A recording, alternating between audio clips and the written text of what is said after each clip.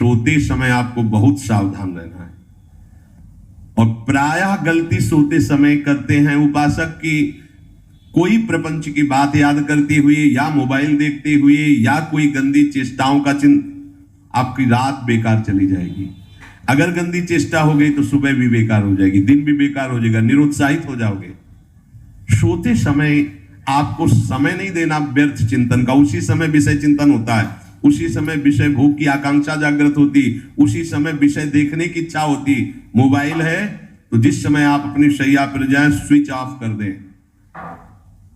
उसमें मैसेज घंटी आने का कोई भी रास्ता मत रखें। मान लीजिए आप उपासक हैं भगवत प्राप्ति के, 30-35 वर्ष ये नहीं था तो सब मर नहीं गए थे। और बोले इमरजेंसी, जब इसकी 30-35 वर्ष से पहले इसकी कोई रचना नहीं थी, मुझे लगता है, क्योंकि 30-35 वर्ष में ही इसका विस्तार देखा है। नहीं तो कभी किसी के पास मोबाइल नहीं। कोई बड़े अधिकारी तो इतना बड़ा वो, इतना बड़ा वाला वो ऐसे रखते थे। नहीं तो मोबाइल तो हमें लगता है 30-35 वर्ष। तो फिर इमरजेंसी कैसे चलती थी? कैसे चलती थी इमरजेंसी? और आप ब्रह्मा हो क्या कि इमरजेंसी संभाल लोगे? स्विच ऑफ करो। जो सब इमरजेंसी संभालने के लिए तैयार रात दिन न सोता है, वो हर समय जागृत रहता है, वो हमारा आराध्य देव है। स्विच ऑफ करो, चिंतन लगाओ श्री जी का। ये जो रात्रि के शयन के समय मोबाइल में इधर उधर दृश्य देखने हैं, अपने सर्वनाश का बीज बोना है। मान लो, हमारी प्रार्थना मान लो। ये उस समय मन आपको परेशान करेगा जब कमरे की सिटकिनी अंदर से बंद होगी। सबसे प्रार्थना है रात्रि के शयन के समय। तो बोले फिर ठीक है 10 बजे तक देख लेंगे मोबाइल, इसके बाद शयन के समय भजन कर लेंगे। होगा ही नहीं। क्या तुम देखना चाहते हो? प्रिया प्रीतम के सिवा और कुछ क्या देखना चाहते हो? वो तो सुभग सुंदरी सहज सिंगार है, सहज शोभा सर्वांग प्रति सहज रूप वृषभानुनंदिनी। हमारी स्वामिनी जी की सुंदरता छुपाने के लिए आभूषण पहनाए जाते हैं। औरों को तो आभूषण सुंदरता बढ़ाने के लिए, यहां छवि के छिपाए को ऐसे के दास होके क्या देखोगे मोबाइल में? क्या देखना चाहते? वासना की क्रीड़ा, और तुम उस क्रीड़ा को देखना चाहते हो? परमार्थ के पथिक हो। देखना है तो प्रभु को देखने की वृत्ति रखो, अन्यथा मूंद लो आंखें। प्यारे, महान फल प्राप्त करोगे। सबसे प्रार्थना है एकांत में मोबाइल रूपी दुश्मन से बचो। क्योंकि जब आप गंदी बात कहीं देखोगे तो आपके अंदर वैसे ही चिंतन बनेगा, वो ऐसे ही लगेगा मैं भी ऐसा करूं, मैं भी ऐसा भोगूं, मैं भी ऐसा देखूं। मान लीजिए आप, जब हमारे शास्त्र कहते हैं कि पशु पक्षियों के मैथुन को भी नहीं देखना है, अगर ऐसा एक बार दृष्टि पड़े तो मानसिक प्रणाम करके दोबारा दृष्टि ना देना। और आप मोबाइल में ऐसी चेष्टाएं देखोगे, कैसे आप भगवत भजन करोगे? कैसे भगवत प्राप्ति का उद्देश्य रख पाओगे? ये कलयुग की बहुत महीन चाल है कि उसके बिना काम नहीं चलेगा और हम तुम्हें काम से युक्त कर देंगे। इसके बिना काम चलेगा नहीं, तुमको रखना पड़ेगा। और जब तुम इसे रखोगे तो हम काम अपना कर लेंगे। कलयुग ने कहा हम अपनी व्यवस्था बना लेंगे। यहां कह रहे जब आप नींद में जा रहे हैं तो बिल्कुल मानो मृत्यु शैया पे जा रहे हैं। आपको उस समय नाम जप में बहुत ध्यान देना है, कहीं मन बहक ना जाए। तो क्या होगा, 5-6 घंटे जो आप लेटोगे ना, वो भी भजन हो जाएगा। हमारा जो सततम योमाम स्मरति नित्यशा है ना, ये पूरा हो जाएगा। नहीं उस समय हम सो जाएंगे तो हमारा 6 घंटे का वियोग हो गया, 6 घंटे भजन रुक जाएगा। और ये 100% पक्की बात अनुभव की कहते हैं। यदि सोते हुए भजन करोगे तो जगते, कई बार तो पकड़ा है कि अगर आधे पद में बेशुद्ध हो गए तो वो पद पूरा जगते ही शुरू हो गया है। मतलब बीच में स्थिति भागवती की रही। जैसे बेहोश करते समय हमने कहा था जब ऑपरेशन के हमें बता देना, तो उनका बाबा अब इंजेक्शन लगाने वाले हैं तो वो 1 मिनट हमें केवल दीजिए अपनी चित्तवृत्ति। तो जब होश आया तो वही पहले चिंतन चल रहा था, वही चिंतन। जैसे सोने के समय बेहोश हुए तो जगने के समय वही चिंतन, ऐसे ही इंजेक्शन से जब बेहोश हुए और जब होश आया तो वही चिंतन चल। बहुत बड़ा चमत्कार अभ्यास का है। नींद खुले तब से लेकर गाढ़ नींद आने तक स्मरण में कभी रुकना नहीं। और आपको एक छूट दे रहे हैं। कभी कभी क्या होता है कि एक मंत्र में, एक नाम में जैसे बहुत देर अभ्यास करते हैं तो मन उबने लगता है। इसका स्वभाव है, ये अनुभव की बातें कहते हैं। इसका स्वभाव है नवम नवम। नहीं तो ये मतलब, तो इसको हम लोगों ने कैसे फंसाया है। जैसे गुरु मंत्र जप रहे, अब 2-3 घंटे लगातार गुरु मंत्र जप, अब इसको उबन बढ़ी, अभी छोड़ रहा है, बीच बीच में पता चलता है छोड़ना चाहता है, छोड़ रहा है। तुरंत इसको नाम में फंसाया। अब थोड़ी देर नाम में चला, फिर उभरा, बहुत विचित्र है ये, अब उसको फंसा दिया। और पीछे की बात अभ्यास के समय, नमामि समीशान निर्वाण रूपम विभुम व्यापकम ब्रह्मवेद स्वरूपम। चिंतन, पदगान कर रहे, ये भगवान शिव पदगान कर रहे हैं, और उसका चिंतन, निर्वाण रूपम विभुम व्यापकम ब्रह्मवेद स्वरूपम।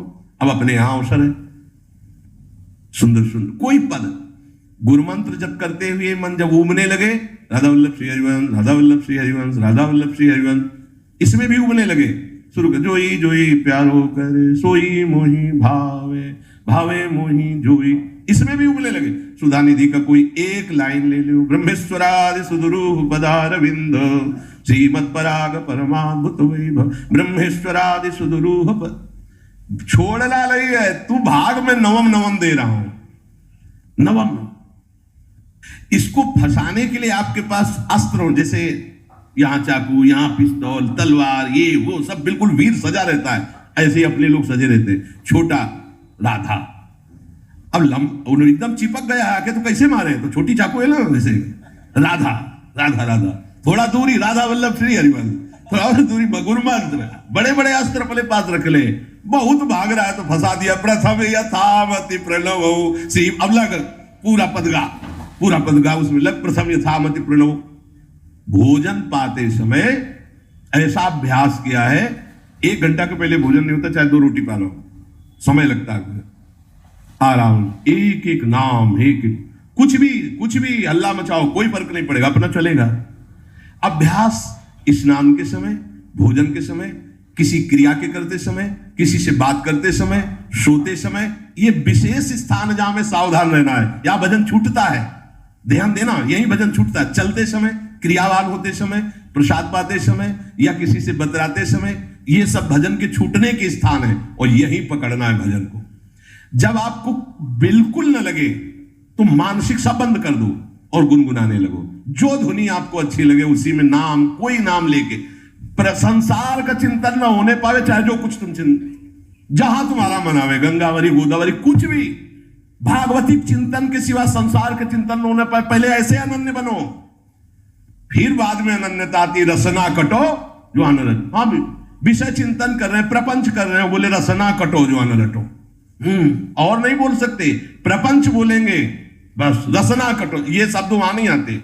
पहले हम आपको छूट देते हैं, भक्त चरित्र, भगवान की चरित्र, नाम, कीर्तन, मंत्र, जो भी चाहो, संसार का चिंतन मत होने देना, पहले ये पकड़ो, फिर आगे चल करके जब पवित्र हृदय होगा तब ये निष्ठा आती, रसना कटो जो अन्न रटो, निरखियन फुटो नयन। मान लो संसार का चिंतन नहीं करने देना है इसको, आप जैसे बने वैसे करो भागवतिक चिंतन, कोई नाम ले लो, कोई मंत्र ले लो, तुम्हें जो प्रिय लगे, हम छूट देते हैं। ये नहीं करें कि रसना कटो जो अन्न रटो, ये बाद की बात है, हमें पहले इसका संसार चिंतन रोकना है।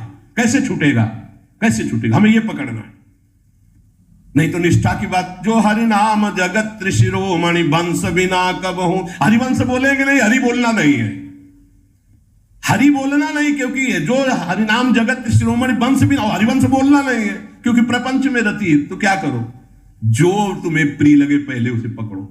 ये हम अंदर की बात कह रहे, प्रवचन की बात नहीं कह रहे, मन को फंसाना है हमें। राम कृष्ण हरि जहां लगे इसको लगा, पहले इसको फंसाओ, संसार का चिंतन न होने दे। गीता, भागवत, भक्त चरित्र, कुछ भी कहीं भी इसे फंसाओ, पहले संसार का चिंतन न होने दो, फिर लाओ इसको घुमा के निकुंज वाटिका में, फिर तो भागेगा ही नहीं, फिर नहीं भागेगा। अब सीधे निकुंज वाटिका में किसी महाभाग्यशाली गुरु आश्रित का लगेगा, अन्यथा बहुत प्रपंची मन है, आप आश्रय इधर का लोगे, प्रपंच का चिंतन करोगे, बात बनेगी। चिंतन छोड़ना है हमें, जैसे बने तैसे संसार का चिंतन छूट जाए तो हम विजय को प्राप्त होंगे। ध्यान दीजिए, इस परमात्म तत्व को वही प्राप्त कर पाता है जिसका राग बीत गया है, खत्म हो गया है, वैराग्यवान। ज्यादा परिश्रम नहीं है वैराग्य में, विवेक नहीं होने के कारण हम वैराग्य नहीं धारण कर पाते। हम बाहरी बातों को वैराग्य ले लेते हैं, ऐसा कपड़ा बदल लेना या कपड़ा ना पहनना या लौकी का कमंडल, मिट्टी का पात्र, तो हम अपने को वैरागी। बात यहां नहीं रुकेगी। वैराग्य का इतना ही मतलब नहीं, ये भी एक बाह्य अंग है वैराग्य का, पर वैराग्य का सच्चा स्वरूप है वीतरागा। पता नहीं एक झटके में हमारा अस्तित्व ही खत्म हो जाएगा। जिनके अंतःकरण में किसी भी व्यक्ति, वस्तु, स्थान, पद, प्रतिष्ठा का राग ही नहीं रह गया है, उसे कहते हैं वैराग्यवान। वीतरागाः, राग ही नहीं है। जिनका अंतःकरण निष्पाप निर्मल हो चुका है, जिनके हृदय में केवल भगवत प्राप्ति की उत्कट लालसा जागृत हो गई है, ऐसा साधन संपन्न उपासक परमात्म तत्व में प्रवेश पाता है। अध्यात्म मार्ग की ऊंचाई पर वो स्थित हो जाता है। यदि छंतो ब्रह्मचर्यम चरंती, जिनकी इच्छा एकमात्र भगवत प्राप्ति की है, यदि छंतो, उनको क्या करना होगा? ब्रह्मचर्यम चरंती, ब्रह्मचर्य का पालन करना होगा। प्रत्येक इंद्रियों का निर्विषय हो जाना वास्तविक ब्रह्मचर्य है। केवल जनेंद्रिय से ही ब्रह्मचर्य को नहीं लेते। हमारी प्रत्येक इंद्रिय भोगों से रहित होकर भगवत अनुराग में, नेत्र प्रभु को देखना चाहते हैं, त्वगेंद्री प्रभु को स्पर्श करना चाहती है, घ्राणेंद्री प्रभु के श्री अंग की गंध पाना चाहती है, श्रवणेंद्री प्रभु के वचन सुनना चाहती है। एक एक इंद्रिय अपने प्रभु में लग गई, अंतर्मुख हो गई, बाहर विषयों का त्याग हो गया। इसे ब्रह्मचर्य कहते हैं। पर प्रारंभिक ब्रह्मचर्य में जनेंद्रिय का ब्रह्मचर्य अत्यंत आवश्यक है। यदि जनेंद्रिय जन्य व्यभिचार दोष से युक्त है तो कदापि उसे भगवत प्राप्ति नहीं हो सकती। शुभ गति व्यभिचारी शुभ गति चाहे, असंभव। और भगवत मार्ग में सबसे बड़ा दुश्मन यही व्यभिचार दोष है, काम। इसी से हमारा हृदय मलिन होता रहता है। अंधा बटे बड़ा चबाए वाली दशा रहती है। हमें 50 वर्ष हो गए।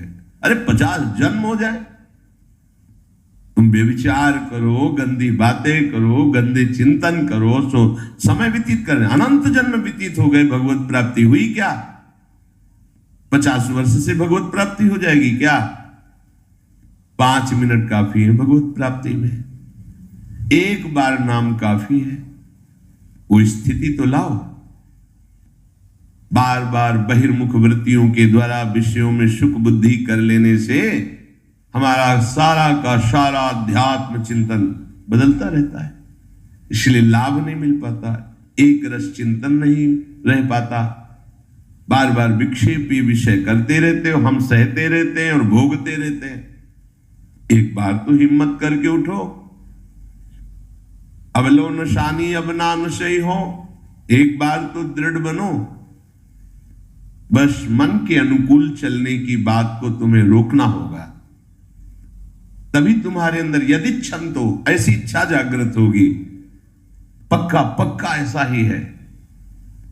जब हम किसी विषय के वेग को सहते हैं, विषय नहीं भोगते, तो मन बहुत जलाता है। उस जलन में फिर एक ही बात होती है, बस भगवत प्राप्ति हो जाए, झंझट खत्म हो जाए। कब तक हम इसमें चलेंगे? एक बार भगवत, वो जलन हमको भगवत प्राप्ति की इच्छा प्रकट करती है। अपने लोग क्या करते हैं? जलन को मिटाने की कोशिश करने लगते हैं। तो भगवत प्राप्ति की इच्छा क्या? भोग प्राप्ति की तृष्णा जागृत हो जाती है। भोगी हुई भोगों को बार बार भोगने की इच्छा का नाम तृष्णा है। बाहर और भीतर से कोई सहयोगी नहीं, जल रहा है उपासक, तब रास्ता निकलता है भगवत प्राप्ति का, तब इच्छा प्रकट होती। अब नहीं, बहुत जल लिया, अब तो केवल प्रियाजू के समीप जाना है, अब तो प्रभु के सानिध्य में रहना है, नहीं इन भोगों की जलन में जलना है। यहां तक पहुंचने के लिए जलना होगा, तभी लिखा सहित सहित बाढ़ है भगति तास्तितिक्षस्व भारत, क्योंकि आगमा पाइनो अनित्यास, ये नाशवान काम क्रोध आदि तुम्हें प्रेरित करेंगे, तुम इनके वेगों को सह जाओ, ये स्थायी नहीं है। आगमा पाइनो है, आने जाने वाले हैं, और ये सहन करने से नष्ट होते हैं, भोगने से बढ़ते हैं। यदि छंतो, अगर भगवत प्राप्ति की इच्छा है तो ब्रह्मचर्यम चरंती, ब्रह्मचर्य का पालन करना ही होगा, इसमें कोई गुंजाइश नहीं, क्योंकि आप चल ही नहीं सकते। ध्यान से सुन लो, ये मनोरंजन का मार्ग नहीं है, इसमें मन ही मार तनहारिक वृंदावन में गाज, इसमें मन मारना होगा। प्रायः ये मन को दुलार करने वाले लोग कभी भाग्य से सत्संग में भी आ जाते हैं, कभी श्री विग्रह के दर्शन करने भी मंदिर पहुंच जाते हैं, कभी तीर्थ याटन भी करते हैं, पर इनका कोई लक्ष्य नहीं होता है। आज सुन लिया सत्संग, बढ़िया है, लक्ष्य नहीं होता। यहां लक्ष्य वालों की बात हो रही। यदि छंतो, यदि तुम्हारी ऐसी इच्छा जागृत हो रही किसी जन्म में भगवत प्राप्ति करनी, तो ब्रह्मचर्यम चरंती, आप सच्ची मानिए, जिसके निकालने में तुमको सुख की अनुभूति हो रही, उसको रोकने में कितनी सुख की अनुभूति होगी। उन्मत्त हो जाओगे, बहुत जल्दी आपके सारे के सारे करण भगवदाकार होने लगेंगे यदि आप ब्रह्मचर्य का पालन करेंगे।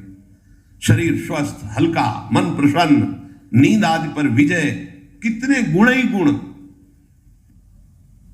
और ब्रह्मचर्यहीन आलस्य, प्रमाद, भोगों का चिंतन, मन का डिप्रेशन में पहुंचना, कमर में दर्द, टांगों में दर्द, सर में दर्द, घबराहट होना, बिना किसी कारण के मन भयभीत हो रहा है, भोजन अपच हो रहा है, बिना किसी प्रक्रिया के वीरनाश हो रहा है, बिना किसी प्रक्रिया के। काहे को मृत्यु स्वयं स्वीकार कर रहे हो, ये मृत्यु है। चाहे भगवान दत्तात्रेय जी बोल रहे हैं या भगवान कपिल देव जी बोल रहे हो, जब उपासक को संबोधन करते हैं भगवत प्राप्ति के लिए, तो कहते हैं कि इस भोग वृत्ति को साक्षात मृत्यु रूप देखो, ये मृत्यु है तुम्हारी। जब शरीर राग त्यागना है तो तुम शरीर से भोग भोगोगे, तो आसक्ति शरीर की पुष्ट होगी, आसक्ति भोग सुख की पुष्ट होगी, है नहीं।